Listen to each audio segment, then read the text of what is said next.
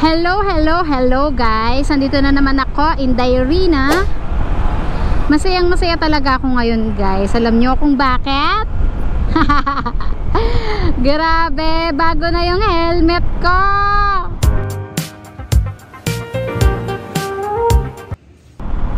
Yes, nakabili na ako ng bagong helmet sa halagang 3,300.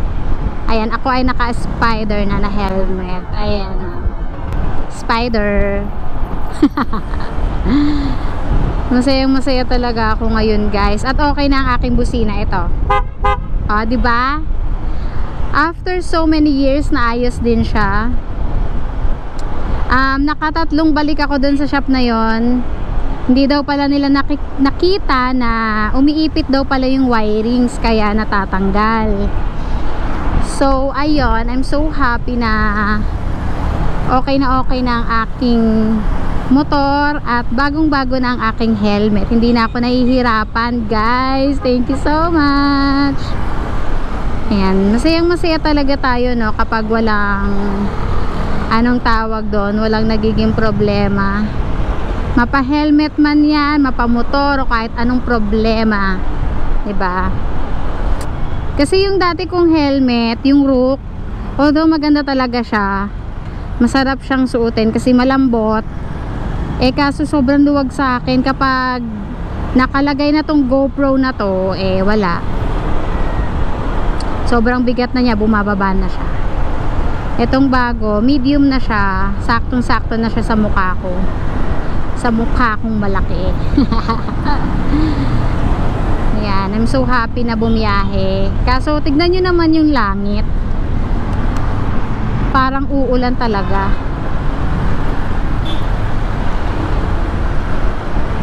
Uulan nga siguro talaga.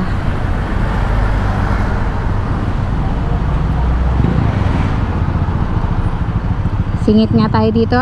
Singit nga, pasingit nga, lads. Okay, nagkasya naman. Eh bakit naman? Ang bilis naman ni kuya. Nandun na siya agad. Kaka-green pa lang. Naman ganun siyas. Pakabilis mo naman.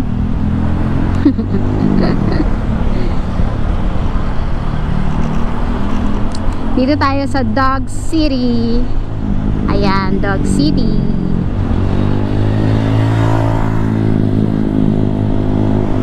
Yun lang naman ang aking bibilhin. Kaya mabilis na ako. Magsisimba pa kami ngayon. Yan, pasok. Pasok. Nandito tayo sa gilid. Okay. Saglit lang naman yun.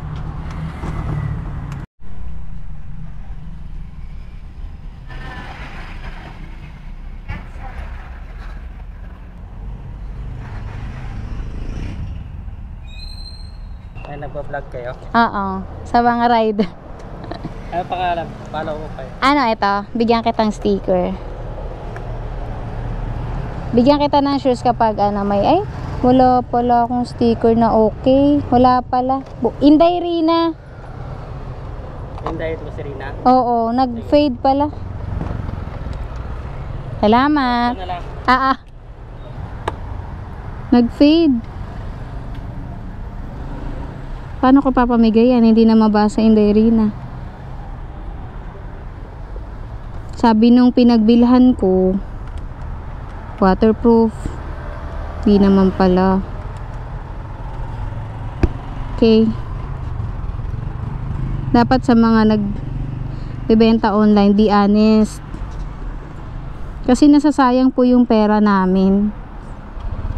Hindi na po siya mapapamigay kasi faded na po siya. Nagbayad po ako ng 1,200 para dyan.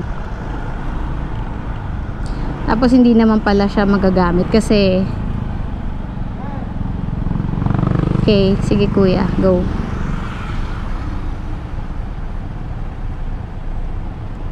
Tapos hindi ko naman pala siya magagamit kasi nagpo-fade. Nakakahiya naman ipamigay pag nilagay nila sa motor nila. Nagpo-fade naman. Hay nako. Sabi nung pagawaan ko, waterproof. Alam naman nila na pang motovlog. Ay naku, para makabenta lang. Kaya nakakatakot talaga sa online no. Nakakatakot na nakakainis. Ay nako, sa mga online seller dyan, sana maging honest po kayo. Kasi paano po lalago yung business ninyo kung ganyan po yung strategy nyo, na parang nanloloko po kayo ng tao. Kasi ang sabi po sa akin is waterproof.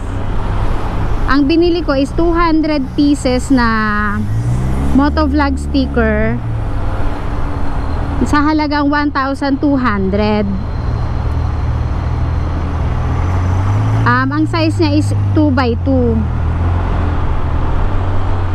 Tinanong ko naman siya, sabi ko, pwede po ba yan sa ulan? Oo daw, yes po ma, marami na po ba nagpagawa sa amin, sabi niya, mga motovlogger din. Paano naman po gagamitin yan kung ganyan po na nag-fade na po talaga siya? Halos hindi na po mabasa yung pangalan at saka yung design po, naghalo-halo na yung kulay. Wag naman po sanang ganon, di ba po? Kahit yung mga nasa bahay na hindi pa nag-fade, hindi ko na siya ibibigay kasi nakakahiya na ilagay nila sa motor nila. Tapos pag naulanan, syempre ang motor, ulan araw yan. Kaya ayoko na lang ibigay, ikikip ko na lang yan, magpapagawa na lang ako ng bago sa mga legit na gumagawa. Sa susunod po maging honest kasi kapag maganda po yung serbisyo nyo, babalikan at babalikan po kayo ng tao. Pero kung hindi po maganda yung serbisyo nyo, isang beses lang po kukuha sa inyo. Ganun po. Tapos hindi na babalik. So magiging mabilis yung run ng business nyo kasi madadala yung tao bumili sa inyo or magpagawa. Kaya sana po sa susunod, gandahan nyo na po yung gawa nyo or be honest na lang po. Kung hindi po kaya ng budget, explain nyo na lang po. Para alam din po nila. Lalo na po sa mga first timer, di ba po? So, ayun lang naman. Na-disappoint lang kasi ako sa nangyari.